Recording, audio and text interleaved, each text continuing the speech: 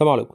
انا مش هقدر اقول حاجه على الماتش ده غير حاجه واحده بس، ان الاهلي كان لعب الماتش وبدا الماتش ب10 لاعبين وليست 11. ليه؟ اولا انا قلت امبارح ال11 الاساسيين اللي المفروض يلعبوا من وجهه نظري، وقلت ان حمدي فتحي يكون بدل من قفشه، يعني يكون عمرو السوليه وحمدي فتحي واليو ديانج. في ناحيه الهجوم قلت بيرسي تاو، وكان غلطتي اللي انا قلت بيرسي تاو، كنت غلطت، المفروض كنت اقول حسين الشحات.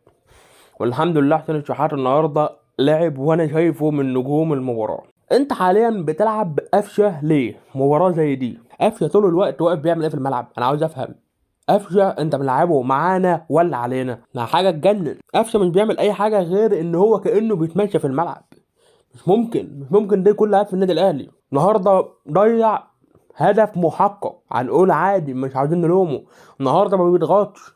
محدش يجي يقول لي ده ريال مدريد هيضغط على ريال مدريد ازاي؟